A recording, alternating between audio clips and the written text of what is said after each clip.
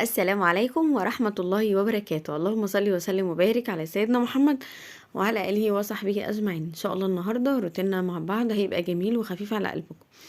أنا معايا هنا تشكيلة من الخضار، معايا بصل كتير جدا، معايا توم، معايا بقدونس، معايا طماطم، معايا فلفل أخضر، وهناخد ليمونة، ومعايا كمان علبة من الزبادي.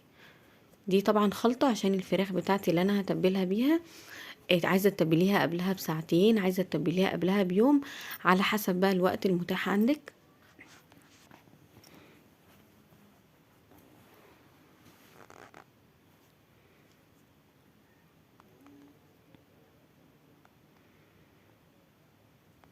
دي تعتبر يعني فراخ زي الفراخ المشوية بالظبط، فعلا جميلة جدا.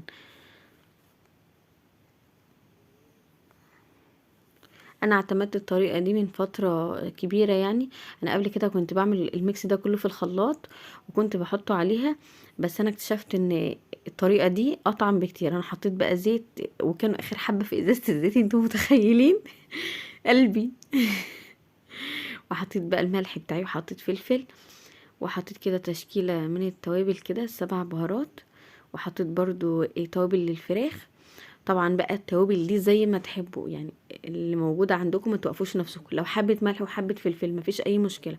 وطبعا حطيتهم بقى في بولة كده بلاستيك كده، او طبقة بلاستيك. وعايزه بقى تحط عليهم كيس، تحط عليهم استرتش زي ما انا بعمل. اي حاجه زي ما قلت لك، تحطيها في التلاجة حوالي ساعتين. او مثلا قبلها بيوم زي انا ما عملت كده. صحيت بقى تاني يوم الصبح من بدري، لان طبعا احنا بعوز الاكل يبقى جاهز على الغدا، وبحبها تستوي على الهادي. فانا طلعتها كده من الخليط اللي فيها كده الاول، بحيث ان انا اخد كل الخليط ده واحطه في الصينيه تحت الاول.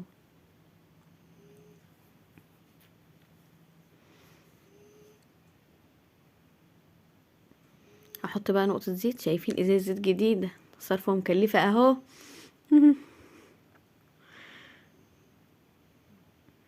خلاص كده.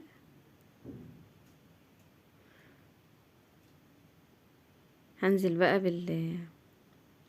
بالفراخ بتاعتي. انتوا متخيلين ان الفرخه الحزينه دي ب190 جنيه؟ متخيلين يعني؟ يلا. كل شهر مره بقى.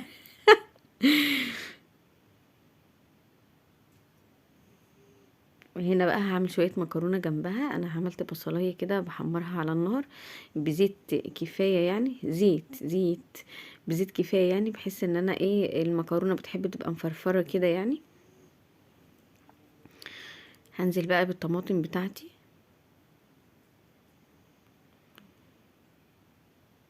اصفيها كويس جدا. وهنزل بقى بالتوابل بتاعتي. هحط الملح الاول. شايفين انا كده ببص على صينيه الفراخ، طبعا انا حطها على نار هاديه جدا يا جماعه بعد ما غلت. انا عملتها على البوتاجاز، وبعدين بقى دخلتها الفرن احمر وشها بس مش اكتر. هنا بقى بسلق المكرونه. حطي بقى الملح بتاعك، وحطيت برضو نقطه من الزيت، زيت تاني او رابع. الميه بقى بدات تغلي معايا. هنزل بقى بالمكرونه بتاعتي.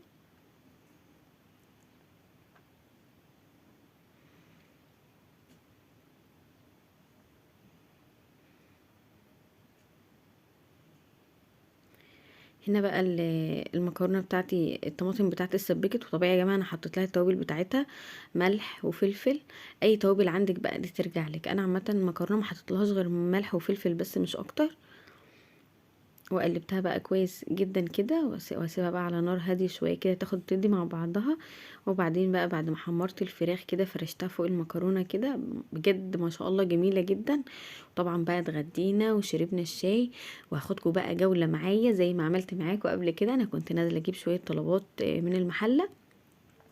هاخدكم معايا تبصوا معايا بصه كده. بجد يا جماعه الفراخ دي جامده، تستاهل التجربه. هنا بقى وانا نازله، كنت طبعا نازله اجيب شويه طلبات. فانا وانا نازله كده بقى قلت اوريكم بقى الدنيا هنا عامله ازاي. شايفين شويه الفساتين؟ كل ما الاقي فساتين يا جماعه اقف عندها.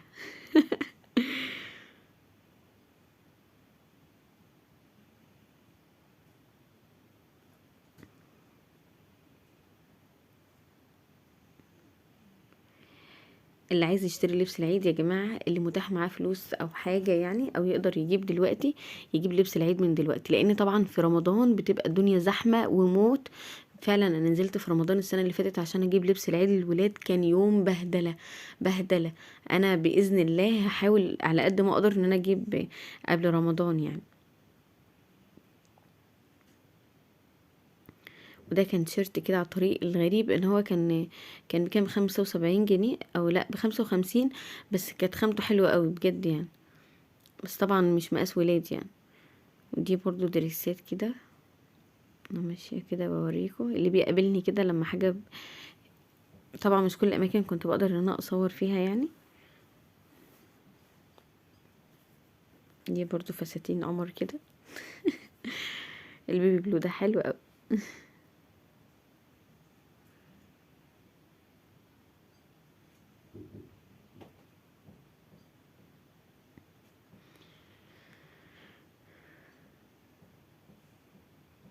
دي فساتين تاني.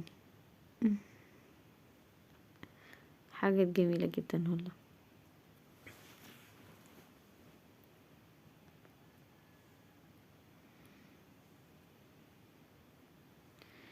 انا كان ليا واحده صاحبتي كانت بتعجبني دماغها قوي ما شاء الله عليها يعني.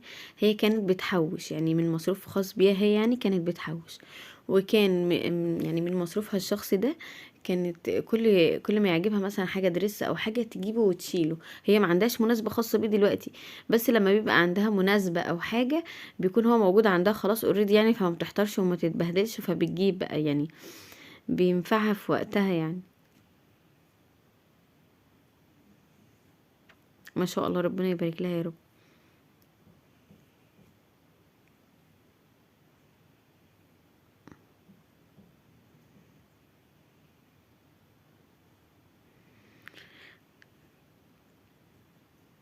الفساتين دي برضو جميله قوي ما شاء الله. انا بقى لما بحوش انا عندي عقده ان انا كل ما بنزل عيني بس على لبس الاطفال، اجيب للولاد، يعني تقريبا بنسى نفسي تماما. بس انا بحب كده، انا بصراحه متعتي كده.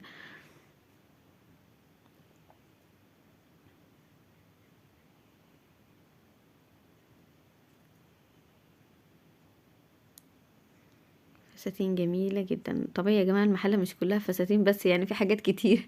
بس انا ما اعرفش في اليوم ده ليه كده كل ما امشي عيني على الدريسات بس مش اكتر.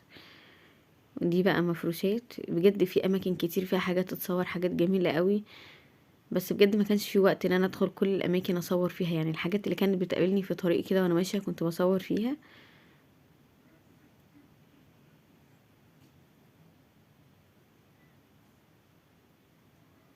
في هنا حاجات تشكيلات حلوة قوي يا جماعة، اللي عايز ينزل محل يشتري يتسوق، يجيب حاجات مثلا عروسة عندها فرح او كده. ده طبعا محل قماش بيعمل فساتين سواريهات بس يا جماعة، بس جامد يعني، في كمية قماش تحفة. انت ممكن تاخدي التصميم اللي انت عايزة تعمليه وتروحي تجيبي القماش عليه، وبيجيب لك القماش اللي انت عايزاه بالظبط، جميع انواع القماش اللي انت عايزاه بتلاقيه.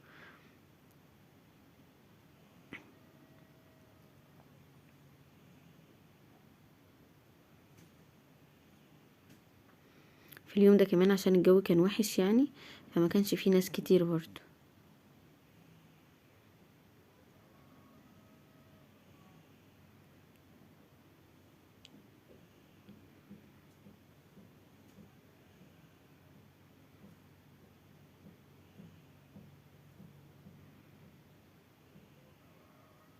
احنا كده بقى طالعين برا على الطريق كده واحنا ماشيين، فكنت بصور لكم برضو كده حاجات.